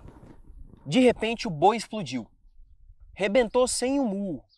No capim em volta choveram pedaços e fatias, grão e folhas de boi. A carne já eram borboletas vermelhas. Os ossos eram moedas espalhadas. Os chifres ficaram num qualquer ramo, balançando a imitar a vida no invisível do vento. O espanto não cabia em Azarias, o pequeno pastor. Ainda um instante atrás, ele admirava o grande boi malhado, chamado de Mabata Bata. O bicho pastava mais vagaroso que a preguiça. Era o maior da manada, régulo da chifraria, e estava destinado como prenda de lobolo do tio Raul, dono da criação. Azarias trabalhava para ele desde que ficara órfão. Desapegava antes da luz para que os bois comessem o cacimbo das primeiras olhas. Então é o seguinte, esse guri ele trabalhava como escravo do tio, que pegou ele para criar. Aí ele ficava com o dote do tio e ainda ficava tocando gado enquanto eles faziam outras coisas. E numa hora dessas, o boi pisou numa mina e explodiu. Simplesmente explodiu. Por quê? Porque isso aí tem um pouco da história de Moçambique. Muitas minas foram colocadas pelas pessoas no chão para matar os outros, para criar o caos mesmo. Porque, afinal, estávamos no meio de uma guerra civil. Tem que lembrar disso. Aí o menino fica morrendo de medo, ele tenta fugir, ele tenta nunca mais aparecer ali porque o tio dele ia matar ele. E o tio realmente falou, eu vou matar esse moleque de tanta porrada por ter deixado o gado dispersar. O menino, ele não sabe que é uma mina terrestre que foi colocada ali, porque afinal ele é uma criança. Então ele fica achando que foi uma criatura mística, que ela serve queimando, assim, que ela funciona queimando os céus, transformando em fogo e atingindo alguma coisa. Esse foi o maior medo dele. Ele acreditava que era a ave do fogo que ia cair ali e estourar tudo. Bom, quando o tio dele ficou sabendo o que aconteceu, por ter fugido e aquele gado ter dispersado, ele precisava juntar todo o gado no dia, o tio queria matar o moleque, ele não sabia o que tinha acontecido. Aí depois contaram que era uma mina e o menino assustou e ele sumiu. O cara começou a ficar apreensivo com a situação, mas mesmo assim ficou muito irritado. Até que quando eles foram procurar o guri, eles acharam ele escondido no meio da mata. Eles falaram, eu toquei tudo o gado, tá tudo aqui e tal, então tá tudo bem. Mas eu não vou voltar com vocês, porque eu tenho que voltar para a escola. Eu quero ir para a escola. Voltar não, né? Eu quero ir para a escola e só se eu for para a escola eu vou querer ficar com vocês de novo. Senão eu fujo daqui e nunca mais volto. E aí o tio, que precisava falar qualquer coisa para convencer o guri, falou, beleza, vamos te levar para a escola sim. Mas vem cá primeiro que a gente vai resolver a situação. Segue o trecho do conto. O pequeno pastor saiu da sombra e correu ao areal onde o rio dava passagem. De súbito, deflagrou um clarão. Parecia o meio-dia da noite. O pequeno pastor engoliu aquele todo vermelho. Era o grito do fogo estourando. Nas migalhas da noite, viu descer o Indlate, a ave do relâmpago. Quis gritar, vês pousar quem, Indlate? Mas nada não falou. Não era o rio que afundava suas palavras. Era um fruto vazando de ouvidos, dores e cores. Em volta tudo fechava. Mesmo o rio suicidava sua água, o mundo embrulhava o chão nos fumos brancos. Vens pousar a avó, coitada, tão boa? Ou preferes no tio, afinal das contas arrependido e prometente como pai verdadeiro que morreu-me? E quando o bicho começou a cair, antes que ele decidisse se ele ia atacar o tio ou a avó, o guri se abraçou no negócio e aí o bicho caiu e explodiu com a criança junto. Isso aí pode ter um monte de significação. Ou pode ter coisa do fantástico aí. Quando eu falo do fantástico, pode ter realmente uma ave do fogo que caiu e explodiu, porque é a literatura do Mia Couto. Ou isso pode ser uma bomba, um míssil. Afinal, era um país que estava em guerra e o menino resolveu se abraçar ao míssil que estava caindo antes que alguma coisa pudesse ser feita. Então, existe uma relação aí entre o fantástico e a guerra, e algo que torna a guerra fantástica. Porque existe esse lance de que a guerra, eu já vi isso antes, a guerra, ela, às vezes ela é tão absurda, ela é tão assustadora, que as pessoas parecem acreditar que ela não está acontecendo de verdade, é fruto da fantasia. E existe relato disso, tipo, na Segunda Guerra Mundial, pessoas acreditarem que elas estavam sonhando, que aquilo ali não estava acontecendo de verdade. Isso aí é uma espécie de fuga, né? Você foge da realidade para acreditar em misticismo. Eu não condeno quem faz isso não, mas enfim, né? Bom, tem um outro conto que chama Pássaros de Deus. Pássaros de Deus retrata a história de Ernesto Timba, um pescador, que de uma forma muito estranha, um pássaro decide ficar sob seus cuidados. Ele era um cara que normalmente ia pescar, buscar coisa para sua família. Às vezes não trazia nada e aí ele tinha que encarar os olhares da esposa que ficavam, né, julgando aquele homem que não conseguia fazer nada. O Azarias cuida dos pássaros, desviando inclusive a comida que devia servir para alimentar a família dele. Aí essa situação fez com que a comunidade ali que ele estava fizesse ele parecer um louco, um maluco ali e tal. Num dia, quando o Timba foi pescar mais uma vez e deixou os pássaros lá na gaiola, esquecendo completamente sua família, ele volta e se depara com a casa pegando fogo. Ele se depara com a família tendo fugido e as pessoas da aldeia chamando ele de louco. E aí, quando ele vê aquilo, ele fala, nossa, isso aí vai vir castigo divino, isso aí não vai dar certo, é melhor eu ir embora daqui, entrar num luto eterno e nunca mais pisar na terra de novo, senão, com certeza, o mal vai vir para cima de mim. E o Timba, ele sempre foi pescador desde criança. Aí ele entra na água, quando ele sai lá da aldeia e vê tudo o que aconteceu, ele entra na água, ele fica preso num cantinho ali do rio, até que ele meio que cria raiz no rio e nunca sai de lá, ele acaba morrendo. Aí as pessoas da aldeia vão lá tentar tirar ele de lá e não conseguem, até as pessoas mais fortes, porque é como se ele e o rio tivessem se transformado na mesma coisa. Deixa eu ler um trecho aqui para você dar uma olhada no livro. Aliás, uma olhada no conto.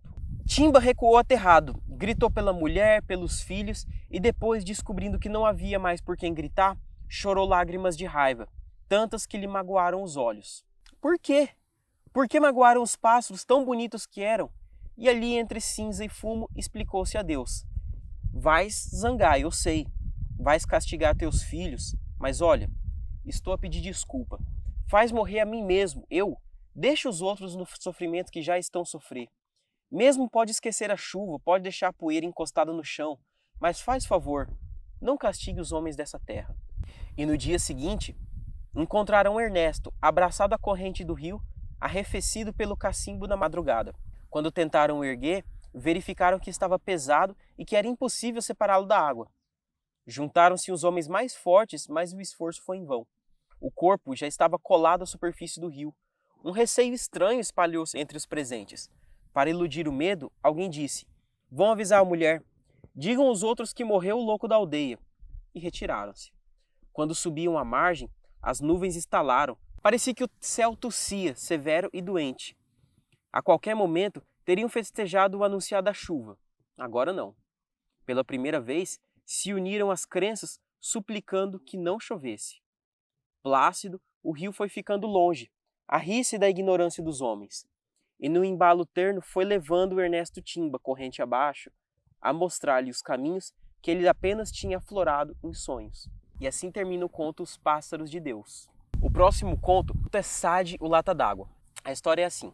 O Sade, ele é um homem moçambicano que conheceu a Júlia, sua mulher, que é o que viria a se tornar sua mulher, na verdade, né? Esses dias ele estava na casa dele, aí veio uma mulher, ele conversou com ela.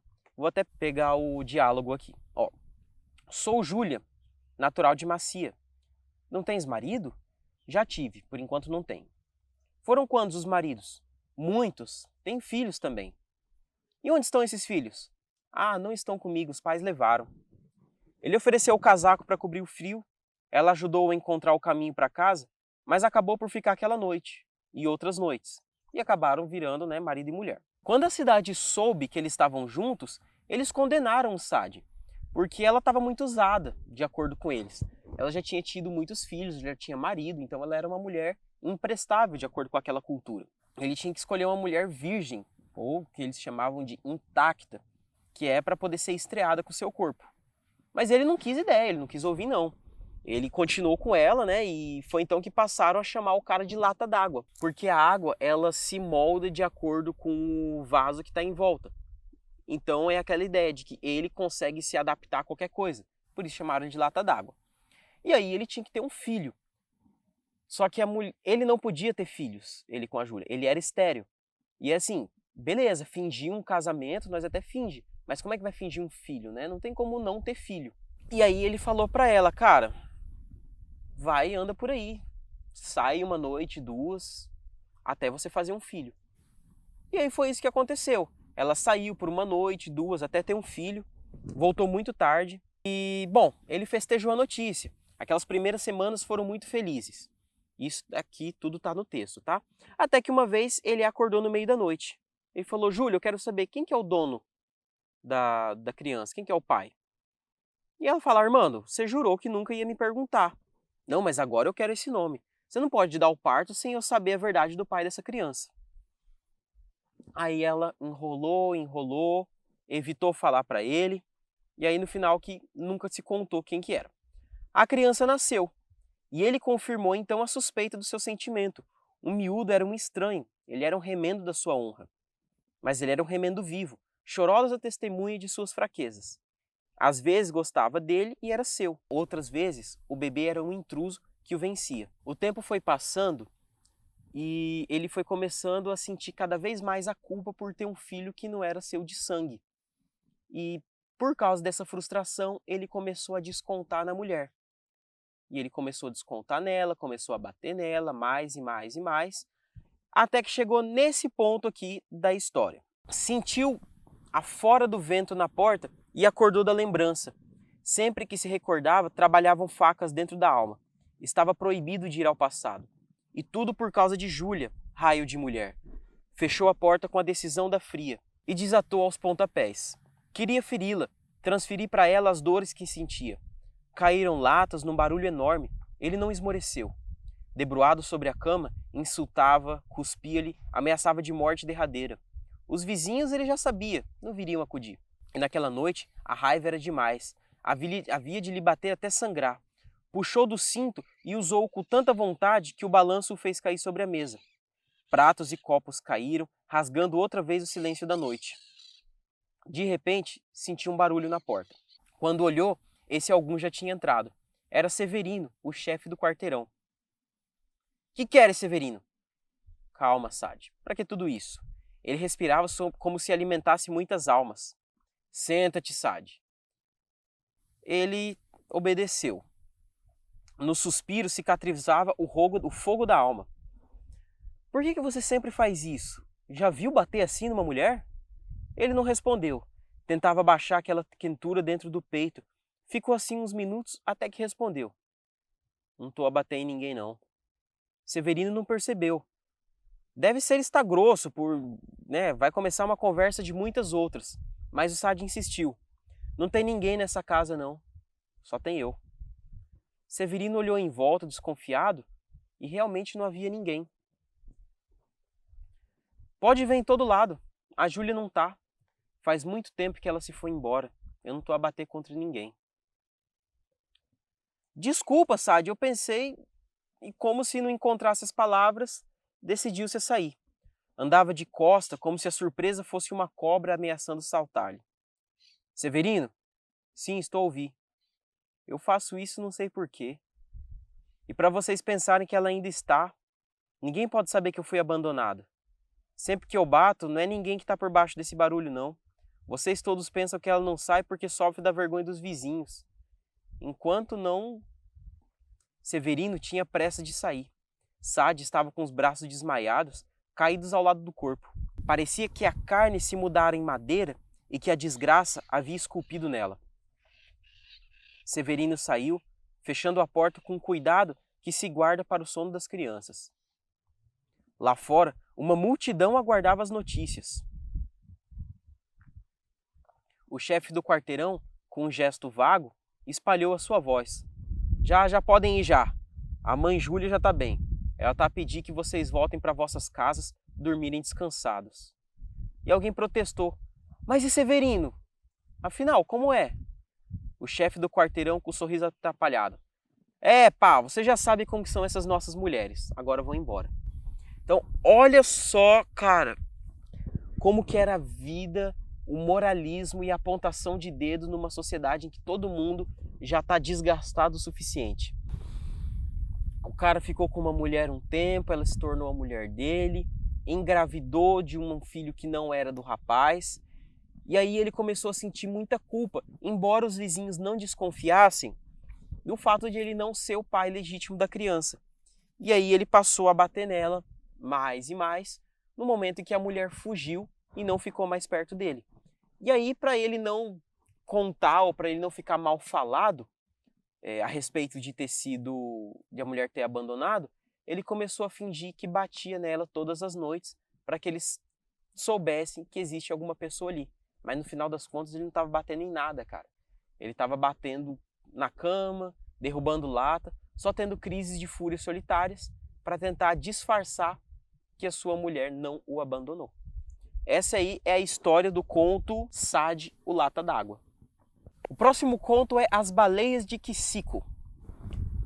Esse aqui é muito louco. É sobre um cara que ele acredita que vê baleias que soltam comida, roupa e tal para as pessoas poderem ajudar elas no meio da guerra.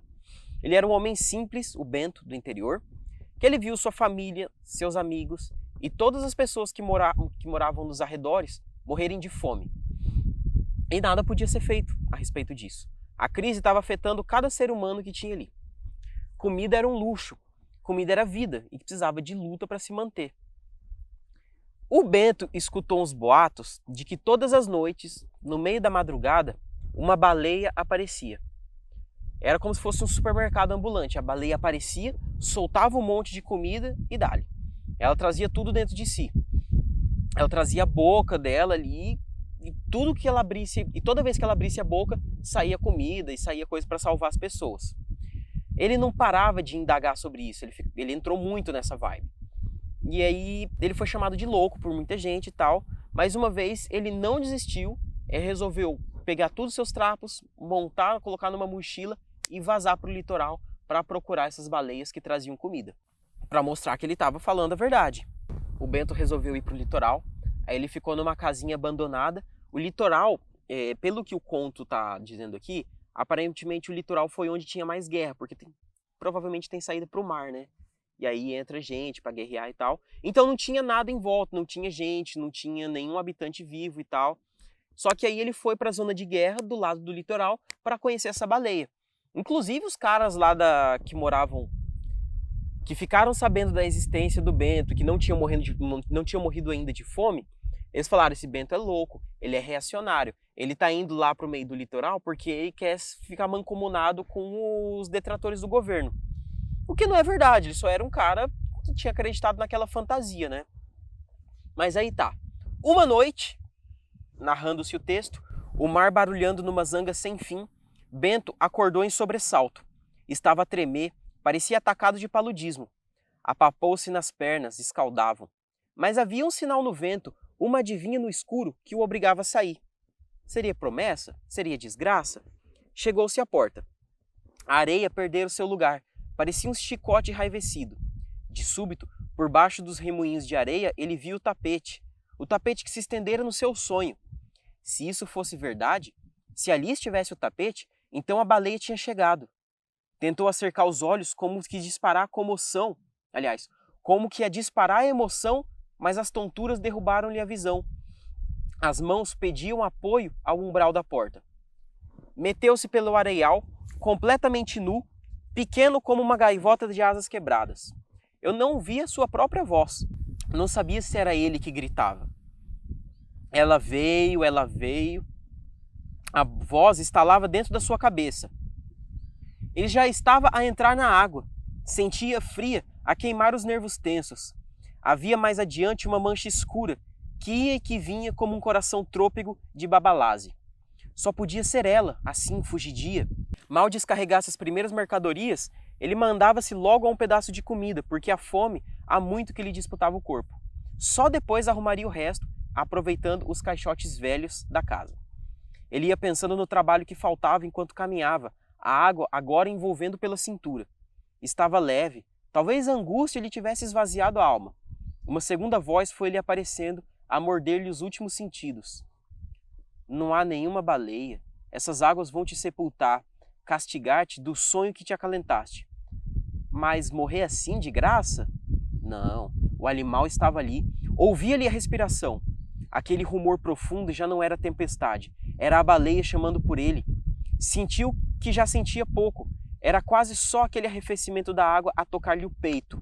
E a água foi subindo. Qual invenção? Qual quê? Eu não disse que era preciso ter fé. Mais fé do que duvida? Habitante único da tempestade, foi seguindo mar adiante, sonho adiante. Quando a tempestade passou, as águas azuis da lagoa deitaram-se outra vez naquele sossego secular. As areias retomaram seu lugar. Numa casa velha e abandonada estavam as roupas desalinhadas do Bento João Mussavelli, guardando ainda a sua última febre. Ao lado havia uma sacola contendo as réstias de um sonho. Houve ainda, olha que absurdo, quem dissesse que aquela roupa e que aquela sacola eram prova da presença de um inimigo, responsável pela recepção do armamento, e que as armas seriam transportadas por submarinos, que nas histórias que passavam de boca em boca tinham sido convertidas nas baleias de Quicico. Então olha só, esses boatos de que tinha baleia na praia eram o quê? Não eram baleia. Eram submarinos que iam lá para abastecer os soldados e que alguma pessoa tinha visto, mas ela não sabia o que era um submarino, então ela transformou aquilo ali numa baleia que cuspia comida e mantimentos. Então o cara foi lá para o beira do mar achando que ele ia entrar em contato com uma baleia e tal, mas na verdade era só equipamento de guerra. Essa é a história das baleias de Quicico. Esse poema se chama de Como o Velho Josias Foi Salvo das Águas. Bom, agosto o mês, e Josias estavam esperando a chuva. Recordavam a grande fome que há 20 anos e também as cerimônias para pedir chuva. Mas nada, nenhuma gota da chuva caiu.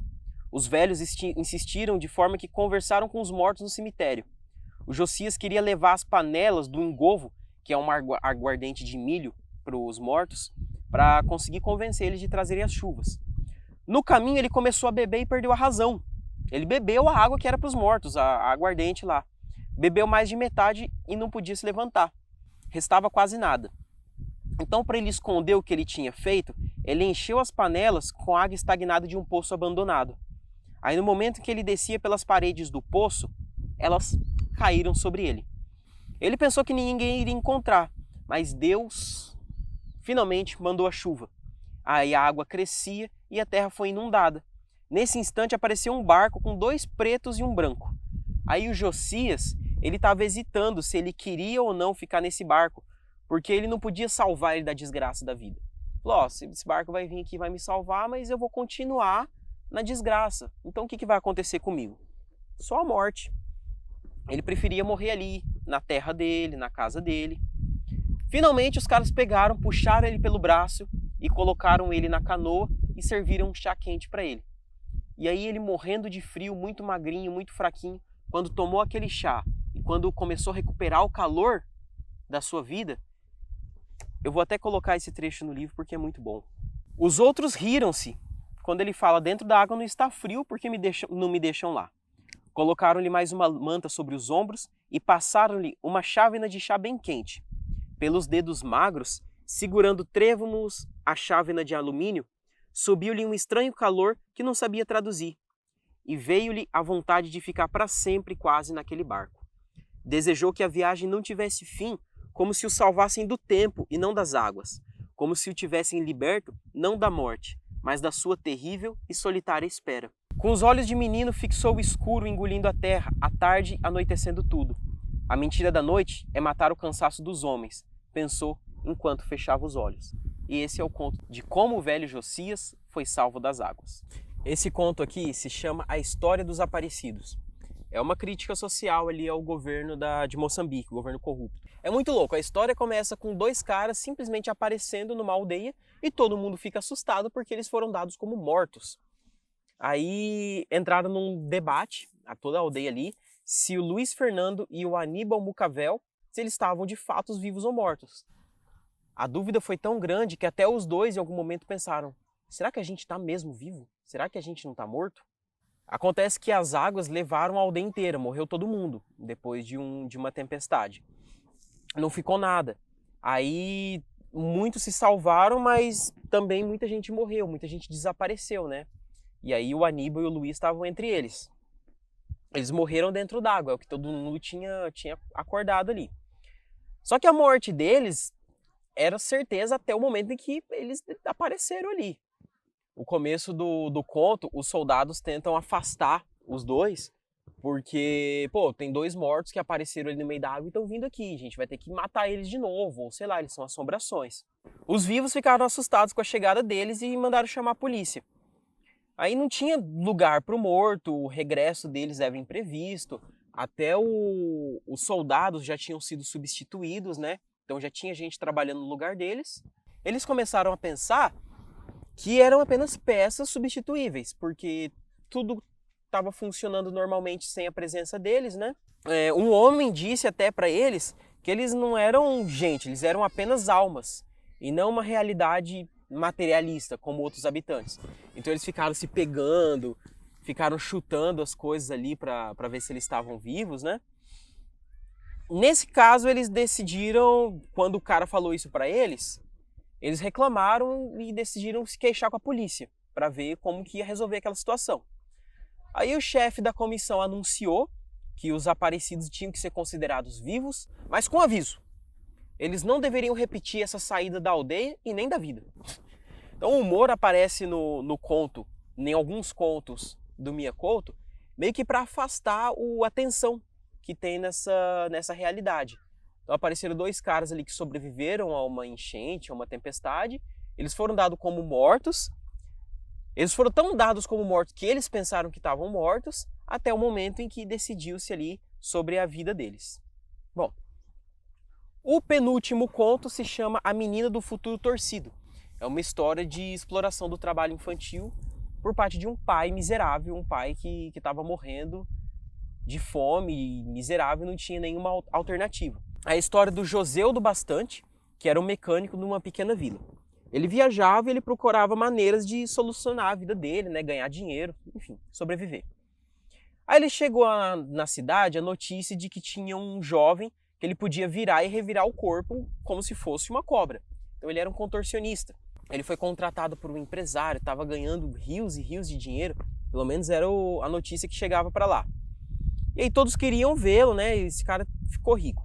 O Joseudo, ele tinha 12 filhos, que é daquela época que você faz 12 filhos, e ele resolveu que a filha dele, chamada Filomeninha, tinha que ser contorcionista também. O que ele fez? Ele começou a treinar a filha para se tornar contorcionista. E como que ele fez isso?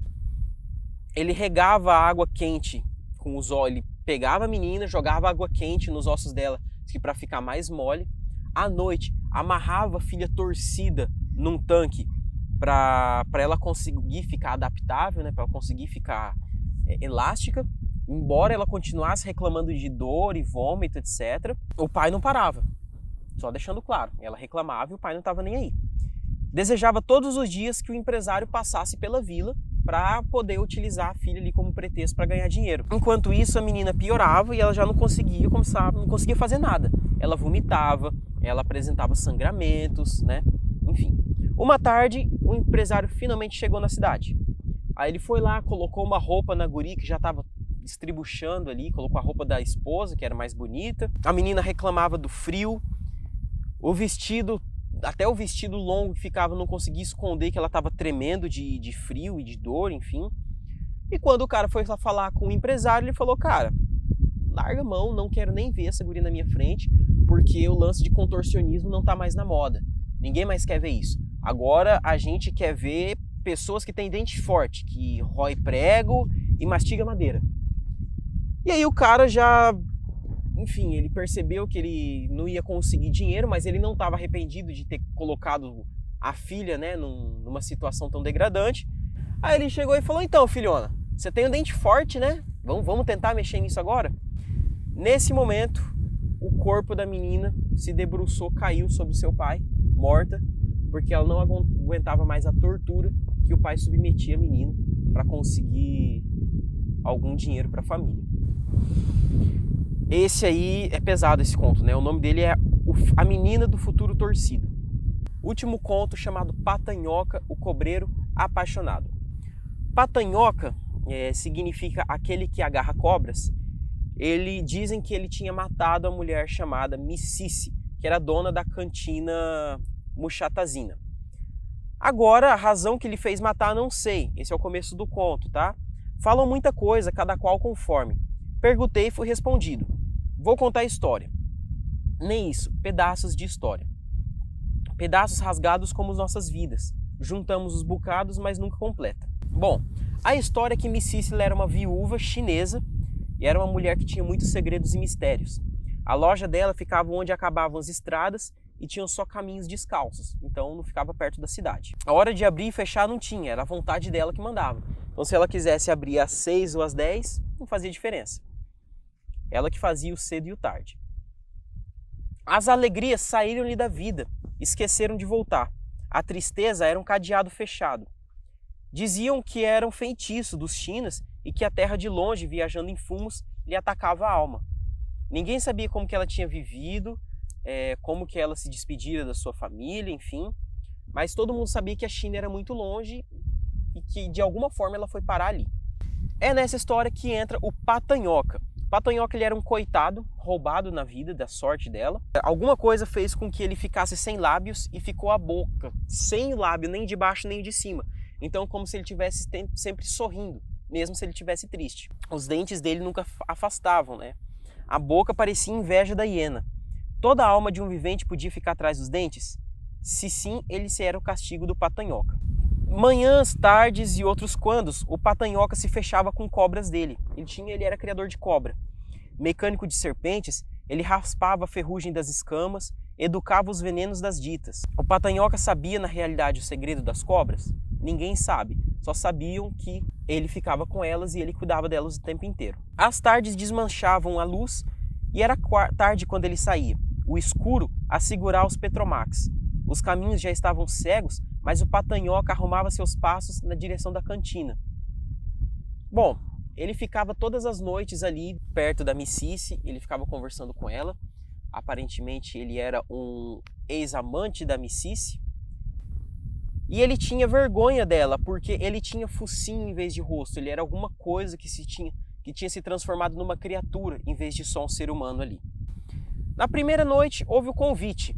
Ele chegou perto ali da casa da Micici. Uma vez a viúva, Micici era viúva, abriu a porta. O Patanhoca ficou parado, ele andava pelado por aí e ficou só encarando ela. Ela falou, sai do escuro, entra, vem pra dentro. E ela não ia. Aliás, ele não ia, ele se recusava a ter contato com ela, ele ficava de longe, porque ele tinha vergonha da fisionomia dele, ele tinha vergonha de como que ele era feio em contraste com a beleza dela. Só que o negócio é que ele não deixava a Micici sair sozinha daquela cantina, porque as cobras ficavam em volta dela. E se ela andasse um passo errado ali, a cobra ia morder a mulher e ia matar a mulher. Então ela não podia nem sair de onde ela estava para ficar sozinha, ou então para conhecer outra pessoa, e nem o Patanhoca entrava para a casa dela. Então ficava esse vai, não vai, enfim. A segunda noite é chamada de Revelação, com esse subtítulo. O Patanhoca voltou mais cedo. Ela já estava sentada nas escadas da casa dela, cheia de perfume e tal. Bom, ele chama a Micici, ela o chama, ele fica tremendo ali e não vai. É como se fosse um animal com muito medo. E ele fica falando, você tem que ficar dentro da sua casa, se você ficar fora as cobras vão te morder. E ela fala, então tira elas daqui. E ele se recusa. E ele fica falando, tem outro homem e tal? Ela, não, só tem você é o meu homem e o seu nome é João. Ele fala, não, o meu nome é Patanhoca e é isso que eu sou agora, um criador de cobra desgraçado pela vida. Vai indo, vai se desenvolvendo a história, eles vão se aproximando mais, depois ele vai embora. A terceira noite, o Patanhoca continuava na casa dela. Ele estava deitado na esteira, arrumando os assuntos do pensamento. É verdade, eu matei os próprios 2 meninos, foi sem querer. Essa noite a bebida confundiu muito minhas mãos. Troquei os mitombos, mas essa China castigou-me bem. Então, ou ele matou os filhos dela, ou ele matou os filhos dele, ou ele matou 2 crianças. Ele fechava os olhos como se doesse aquela lembrança aleijada. Ela batendo-lhe frias na cabeça, partindo a garrafa, vidrando-lhe a carne. Sangue e cerveja escorrendo numa só espuma. Os gritos dela desmaiaram no chão, onde se escureceu. Todos pensaram, morreu. Mas ela que o deixara, feridas e vidros, ao cacimbo da noite. A China mudou-se para o subúrbio da cidade, montaram o negócio. Ele rastejara na escuridão, mãos e vozes seguraram-lhe o sopro da vida e levaram-lhe por caminhos que só ele conhecia. Quis esquecer a China, mas não conseguiu. Melhor, desconseguiu. Deitava o barco da sua vida nas outras águas. A mesma corrente o amarrava. Decidiu mudar para o lugar dela, escombou-se como caçador do seu destino. Então é o seguinte, ele bebeu, matou as crianças, apanhou, foi expulso pela mulher da casa, se tornou um desgraçado na vida, mas mesmo assim ele não queria que a mulher ficasse com mais ninguém. Por causa disso ele treinou cobras e deixou em volta da casa dela. Assim pensava suas perguntas João Patanhoca, o cobreiro da Muxatazina, enquanto deitava os seus cansaços. Adormeceu na espera do conselho dos sonhos. Ouviu as visões com atenção. Elas diziam o seguinte: ela estava arrependida, ela perdoara você. Ele seria aceite outra vez em nome e em cara. Outra vez ele seria gostado. E aí que entra a última parte do conto, a última noite. A Micice pusera mais outra vez aquele alvoroço no coração dele. Estava ali na chuva da luz apagando as estrelas. O Patanhoca sobrava do corpo. Então essa era a verdade e a fala do sonho. Ela bonitava-se para a festa do seu regresso. Essa noite, João, vamos nos divertir, disse ela. Entra, João, vamos beber. Ela disse e fez um gesto com a cabeça, apontou para dentro e ele entrou lá. Ela ofereceu bebida para ele que não era cerveja, era outra coisa. Era desses vinhos aí que dá tontura mesmo antes de beber, então era uma coisa muito forte.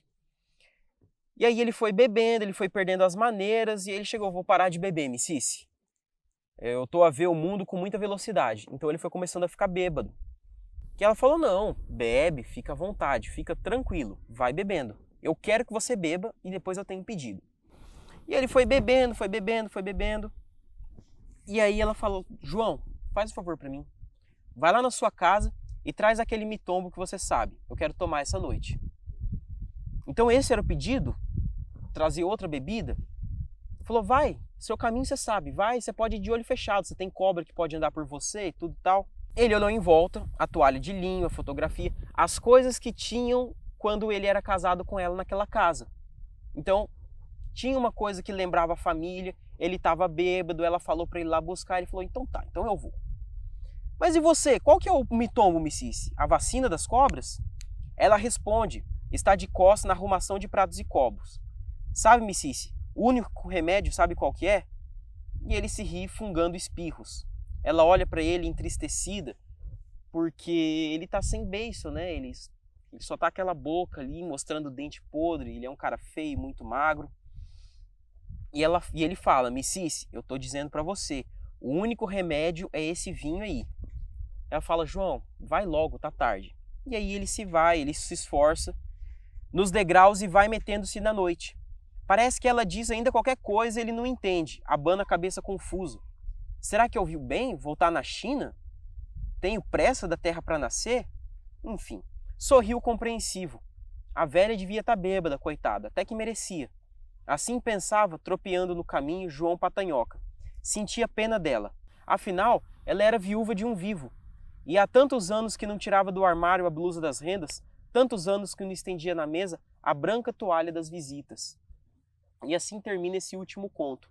Uma história sobre uma desgraça que não foi perdoada, sobre o homem que matou os 2 filhos com a esposa por causa da bebedeira, por causa da desgraça da guerra, por causa da falta de esperança no futuro, e faz com que existam tantas histórias tristes dentro de Moçambique. Esse livro, Vozes Anoitecidas, fala justamente sobre essas pessoas que tiveram as suas vozes emudecidas, por isso que anoitecida. Foi se tornando escura, foi se tornando soturna, foi se tornando mais misteriosa, né? E esse livro fala muito sobre o folclore de Moçambique, sobre as desgraças pós-guerra, fala sobre a corrupção do país e principalmente sobre como que é o olhar do africano quando ele se depara com todas essas coisas que estão acontecendo e ele sente essa impotência de não conseguir resolver a situação, das pessoas morrerem na frente dele, do moçambicano, e ele não poder fazer nada. E é assim que termina essas histórias, né? Que são esses 12 contos que compõem o livro do Mia Couto, escrito em 86 e exigência no vestibular desse ano.